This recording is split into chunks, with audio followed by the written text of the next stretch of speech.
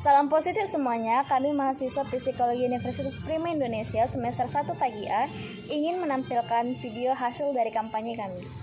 Pertama-tama, kami ingin mengucapkan terima kasih kepada dosen pengampu psikologi positif kami, Ibu Rianda Elvinawati, SPC MPC, karena telah memberikan kesempatan kepada kami untuk menampilkan hasil video kampanye kami.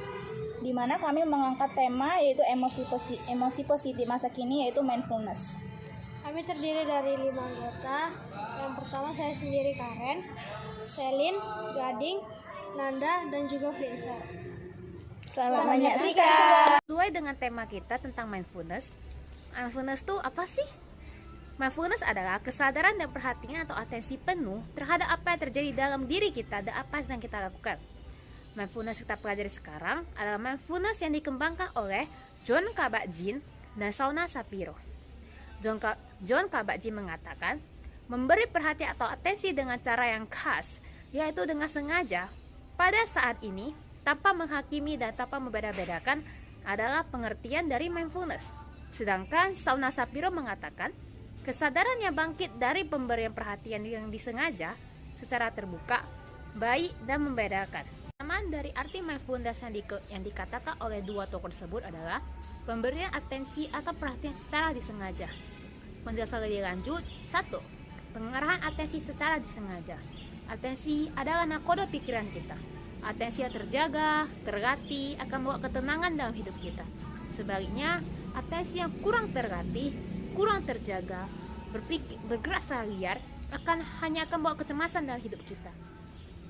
Atensi yang terjaga dan terlatih adalah sesuatu yang harus, karena akan membawa hidup kita, pikiran kita kembali ke jalan yang seharusnya. Kedua, pengarahan atensi tanpa membeda-bedakan atau non-judgment. Membiarkan fenomena apapun yang terjadi sebagai apa adanya, tidak mengkategorikannya sebagai hal yang baik maupun hal yang jahat. Ketiga, pengarahan atensi saat ini. Dengan memusatkan pikiran kita pada masa kini, kita tidak akan mudah terpengaruh oleh hal-hal yang tidak nyata, baik dalam pikiran maupun emosi. Kita juga tidak akan melupakan atau pijakan kita. Keempat, pengarahan atensi dengan belas kasih.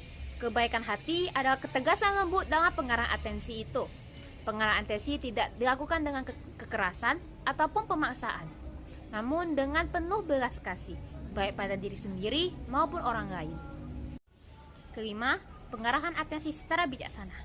Membedakan atau discerning adalah kemampuan membedakan dengan bijaksana berbagai suara batin yang berkecamuk dalam hati. Discerning artinya kejernihan mendengar suara hati yang sejati, meskipun banyak yang hendak mengacaukannya. Baik, di sini saya akan menjelaskan tentang peran tubuh atau presence of heart. Saat melakukan latihan mindfulness, peran tubuh sangat netral karena tubuh berpijak pada realitas saat ini. Saat kesadaran sudah ditampakkan pada tubuh, maka kesadaran sudah berada di rumahnya. Ia bersentuhan dengan sumbernya, yaitu sang hati atau suara hati. Jon Kabat-Zinn mengatakan bahwa mindfulness diterjemahkan sebagai presence of heart alias kesadaran sepenuhnya atau kesepenuh hatian. Misalnya saat kita makan, ya kita makan gitu, dengan menghayati setiap suapannya, tidak dengan melamun atau menonton TV.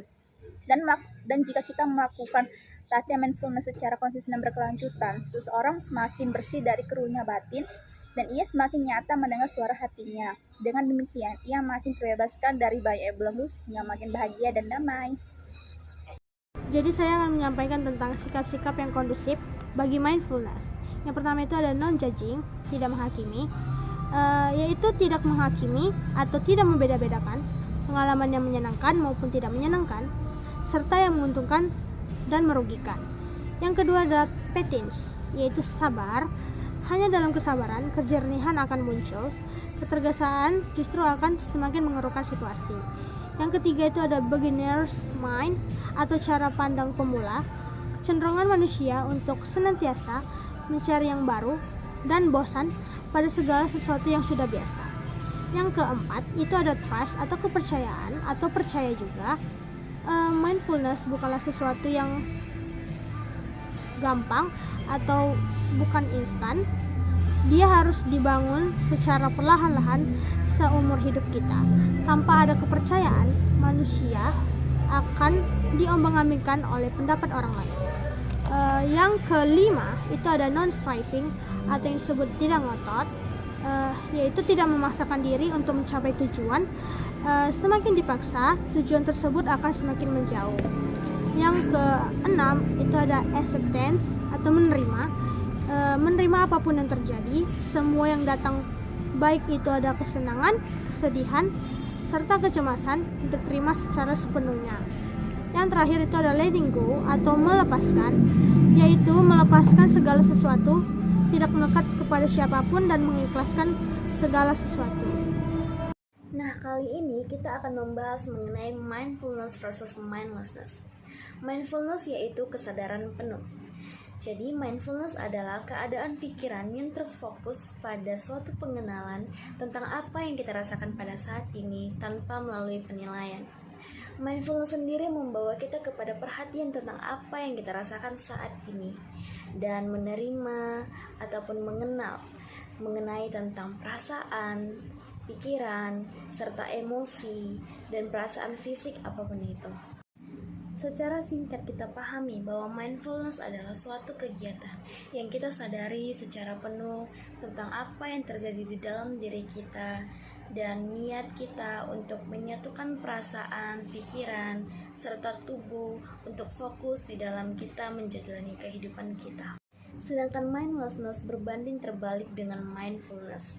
Jika mindful kita melakukan sesuatu karena kita menyadarinya secara penuh, mindlessness adalah kita melakukan sesuatu tanpa kita menyadarinya, bertindak ceroboh karena kita tidak menyadari apa yang kita lakukan di dalam kehidupan sehari-hari. Pola reaksi berupa perkataan maupun tindakan yang tidak disadari atau ceroboh yang sering terjadi di dalam kehidupan kita sehari-hari. Kita tidak menyadari itu. Maka itulah yang disebut sebagai mindlessness. Mindfulness versus mindlessness adalah mengenai pertempuran diri antara diri yang proaktif versus reaktif, antara diri yang berakal budi versus impulsif, antara diri yang dipandu oleh nilai versus dipandu oleh hawa nafsu. Lalu, diri manakah yang akan menang di antara pertempuran ini? Apakah mindfulness ataukah mindlessness? Jawabannya adalah diri yang sering kita latih. Sekarang kita masuk pada tahap kelima, yaitu model pelatihan mindfulness. Model pelatihan mindfulness sendiri itu menggunakan meditasi, yang dimana meditasi mindfulness ini terdiri atas kombinasi dari afektif, kognitif, moral, intrapersonal, dan interpersonal, yang dimana kita didorong aktif untuk tetap terlibat di dalam aktivitas atau di dalam peristiwa yang terjadi saat itu tanpa menilai peristiwa itu secara berlebih dan menilai peristiwa itu dengan sesuatu yang membuat kita terlalu berharap kepada peristiwa tersebut. Dan meditasi ini membuat kita menenangkan pikiran, di mana membuat tubuh kita lebih rileks dan membuat perasaan-perasaan positif muncul di dalam diri kita. Dan tujuan dari meditasi ini yaitu untuk membantu individu di dalam menemukan hal-hal yang baik yang terjadi di dalam hidup. Baik, sekarang kita masuk kepada contoh mindfulness dan contoh mindlessness. Sudah kita tahu sendiri bahwa mindfulness itu artinya dalam kesadaran penuh dan indera kita aktif untuk merasakan. Contohnya sendiri yaitu ketika kita mencuci piring, maka kita memberikan perhatian terhadap pekerjaan tersebut sehingga indera peraba atau indera kulit kita dapat merasakan air mengalir, kulit kita bergesekan dengan piring yang sedang dicuci, dan lain-lainnya. Sekarang contoh dari mindlessness sendiri, yang dimana mindlessness sendiri itu artinya dalam keadaan tidak sadar.